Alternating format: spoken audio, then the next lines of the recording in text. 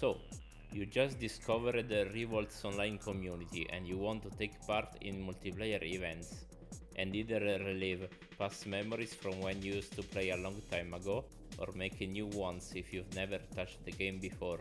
After discovering that the Steam version of the game isn't the one that supports online multiplayer and refunding it, you stumble across the RVGL.org project page. But which version should you download? Well, for beginners, it is recommended that you download the RVGL Launcher, a lightweight application that helps you set up custom content packs required to play online in a user-friendly way. Once you download the launcher, extract the contents of the downloaded archive in a folder on your computer. You can access the RVGL launcher by launching rvglauncher.exe. On the first boot of the launcher, you should be greeted by this window, where you can decide where you want the actual game files to be installed. You can keep it on standard or set a custom path. It's up to you.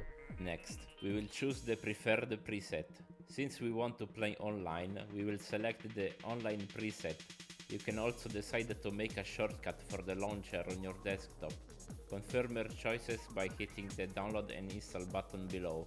While the download happens, I want to explain that there are actually many online environments to play Revolt Online in, that are played at different times to accommodate different time zones around the world, some of which use their own packs and rule sets. But this guide is tailored towards players looking to join the sessions that use the AO packs. If you're looking to join a session from another online environment, please refer to the information found on their Discord servers to know which packs are used in them and more. Once the download ends, you should be greeted by this window showing you which packs are currently installed. By clicking on the Packs tab, you can see all publicly available packs for the game. For the purposes of playing in official IO sessions, this selection is enough. The extra content starting with IO is sometimes used in special sessions. You can enable extra packs by checking the box and clicking Install Package. Now, this is very important. Do not install every pack that you see here. Some packs are incompatible with each other, especially the packs starting with A and M. You might have a broken experience launching the game with every single pack installed. Only install the packs that you need to avoid confusion. If you want, you can check what the other packs have in store when playing offline. To launch RVGL, go back to the Game tab and hit the button Launch RVGL.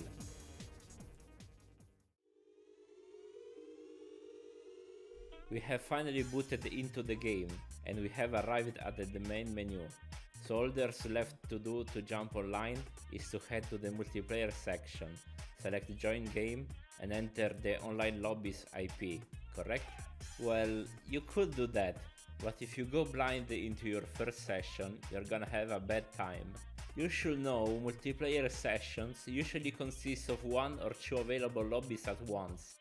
This means that Revolt doesn't have a matchmaking system that groups people of similar skill level together.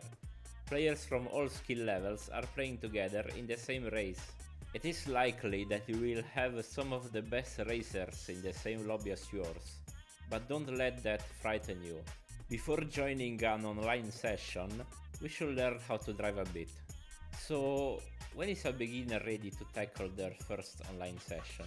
One thing that all new players looking to play Revolt multiplayer should do is to fully complete the progress table. This is the progress table. By completing it, you will acquire basic knowledge on how to drive on stock trucks, and you will unlock the entire roster of stock cars.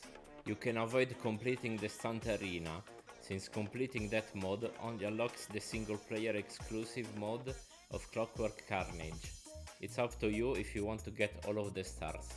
Alright, we have finally completed the progress table, and we have been crowned a Revolt Master.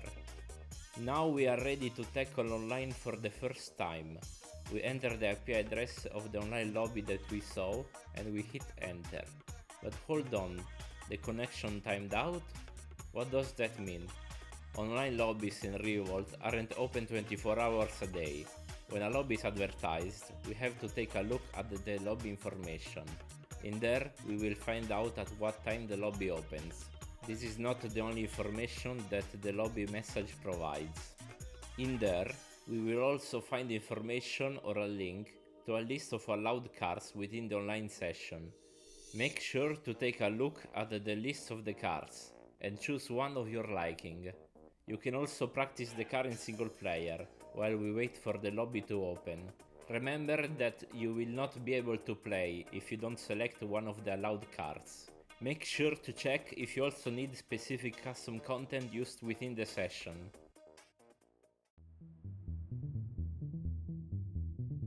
At the designated time, we will be able to enter the lobby, choose a name and select a car. You can write the name of the car on the car selection screen instead of scrolling the list forever. You can also start the search with an asterisk, and you can search cars containing those letters. If you didn't listen to the section about completing the progress table earlier, it is likely that some stock cars will be locked. If that's the case for you, you can temporarily set your name as Carnival to unlock all stock vehicles for the current session. Don't forget to change your name back after unlocking the vehicles. After selecting the car, we can head on to the waiting room. In here, we will wait for everyone to get ready, and once everyone is, the races will begin. In the waiting room, you can communicate with other revolters, and while in game, you can press tab or press F12 to bring up the text chat. Greet your fellow revolt enthusiasts and let them know you're a new player, and read if they have something to warn you about before the races begin. For an enjoyable online experience, it is required that you act in a respectful manner, by not being rude or making someone else uncomfortable. If you see unknown on the track name, it means that you don't have the current track installed.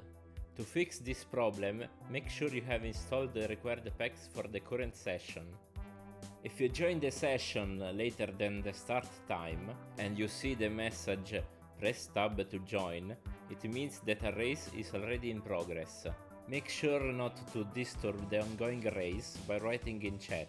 Instead, spectate the race by pressing tab, and at the end of the race, put yourself on ready to be able to join in the next race if there is an open spot. A total of 16 players can race at once in one lobby.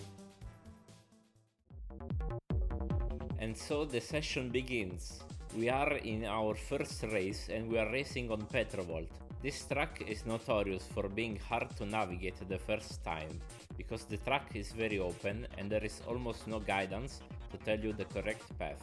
This is not the only track like this, and it is usually recommended to scout new tracks that will race in a session to learn the correct way around the track. Eventually, you may understandably get lost, so you can't finish the race. You open the chat and communicate your problem. You might think you've done a good action, but let's see that message from the other racer's perspective. Look at how huge that message is! It's almost in the middle of the screen. Which acclaimed developer thought that was a good idea? It's for this reason that chatting during the race is usually not allowed, because it can be distracting for others, especially if done more than once. It's better to wait for the race to end before sending chat messages. Avoid flooding the chat with multiple messages during races at once. Abusing chat in this manner may cause you to be forcefully disconnected from the lobby. Also remember that if you happen to be way too behind in a race, say more than 400 meters compared to the next person, it is likely that the host may skip waiting for you to end the race, to not have too much waiting time between races. If you are unsatisfied with the car that you chose, remember that you can switch your car between races without having to leave the lobby. All you have to do is press escape and select back to lobby. This will send you back to the main menu, while still connected to the lobby and preserving your spot in the lobby too. You can then navigate to the car selection screen and change your car. If you can, go in already with your second choice planned in your mind, because if you take too long to choose a car, the next race may be started without you. Remember to select a car that is allowed within the session. Try to experiment with car choices to find out what you like the most. The introduction of custom cars in online races adds a lot of variety and cars with unique driving styles for each class. Or you can also ask for advice for cars recommended for beginners. We are heading to the next race and we are doing better than before. We are not lost, and even though we are currently at the back of the field, we know our way around this track. Here we see an opportunity of using a pickup against a player. We shoot him and we send him flying away, except this is something you should not do. What we have just done is intentionally slowing down a player by using a weapon, while that player is one lap ahead compared to us. In a large part of online rule sets, this move is not allowed. It is usually referred as lapshooting. Think of it like the blue flags rule from motorsports, where a car that is one lap behind shouldn't interfere with the race of a car that is one lap ahead. Now that we have understood this rule, how am I supposed to know if a car is one lap ahead compared to me?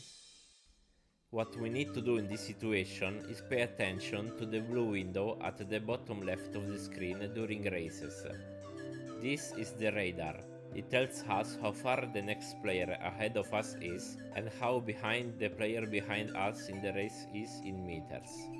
To avoid the lap shooting, we simply have to be aware of our position in the race. If we are behind in the standings or in last place, or we took the wrong path in a difficult track, it is likely that we may be eventually lapped. If we see a player near us that doesn't show up in the radar, there is a high chance that this player is one lap ahead, so we will try not to interfere with their race. These are some of the important rules that new players should be aware of when participating in sessions using the IO packs. For a full list of rules, I invite you to take a look at the online section of the revolt.io website, where you can read the full list of rules to follow. Failure to follow these rules will most likely result in you being removed from the current session. You have been warned. This is a necessary measure to ensure an enjoyable experience for everyone involved in the session. Remember that these rules are not set in stone and are subject to changes based on the community's feedback and feelings. So there is a chance that some of the rules may look different by the time you watch this video. Lastly, make sure to read lobby messages carefully, as certain sessions may add specific rules or omit existing ones from being respected while participating in the session. We have finally concluded our first session. We have likely raced on a completely new, never seen before custom tracks made by the Revolt community. Now that we have seen them once, it is a perfect opportunity to learn those tracks. Start by learning the tracks where you had the most difficulties, usually the ones in open areas or with split paths, where you were unsure which path was the correct one. This way, the next time you race in an online session, you will be ready. This should be all for this guide. In this guide, I didn't want to go too in depth on certain RVGL features, but only talk about important matters that beginner online players should know. If you want to improve your experience later on, I advise you to take a look at RVGL launch parameters and disabling VSync to lower input delay. A minimum frame rate of at least 125 is suggested to not incur in input delay issues. If I forgot to mention something in this video or new information comes out that new players should know, I will add them in a pinned comment to this video. Thank you for watching. Good luck and have fun in your first ever online session.